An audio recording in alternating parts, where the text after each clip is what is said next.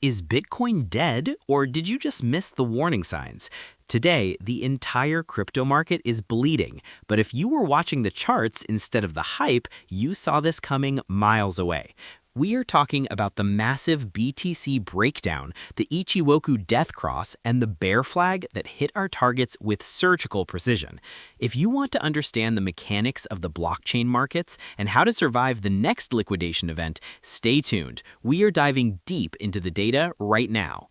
Welcome back to The Block Analyst, the home of clinical, data-driven crypto analysis. And today, we are performing an autopsy on the recent price action. Before we move a single pixel on this chart, let's get the legalities out of the way. This video is for educational purposes only. I am not a financial advisor.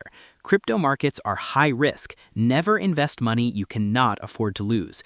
This is about learning the tools, not a signal to buy or sell. Now grab your coffee, sit back, and let's look at why our previous warnings were spot on.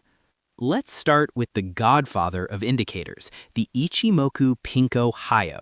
Why do institutional traders and whales obsess over this? Because it's a one-look chart. It tells you support, resistance, trend, and momentum all at once.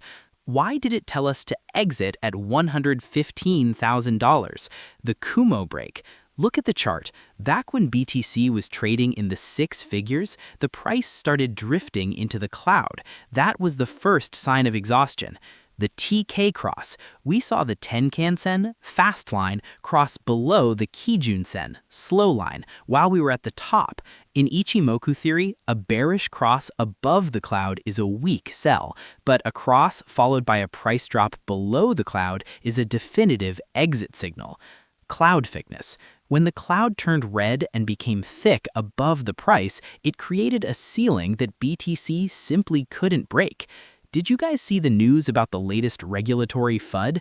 This is exactly why technicals matter. They lead the news. The chart told us to leave at 115K long before the headlines hit the press.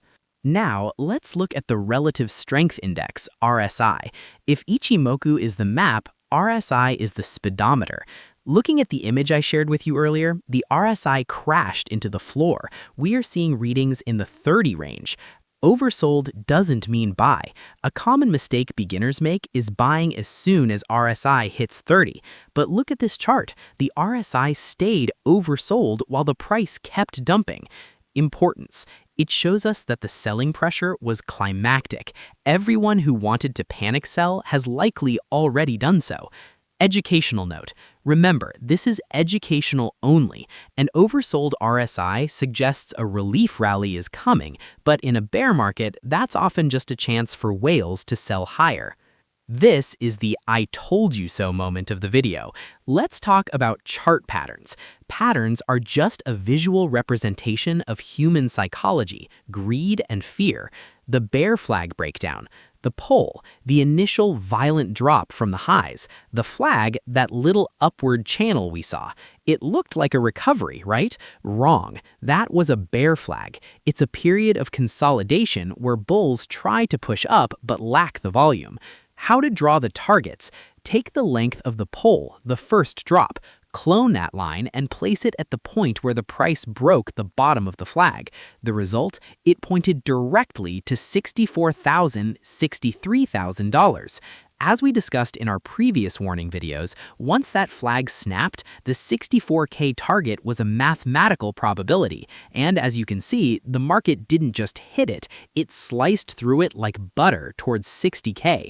The second target of this pattern is 65K, so be cautious. To wrap this up, the Ichimoku kept us out of the trap at 115K. The RSI showed us the sheer force of the crash, and the bear flag gave us the roadmap to 60,000. What's next? We are waiting for a bottoming structure. No rushing, no FOMO. Again, this was all educational content, not investment advice.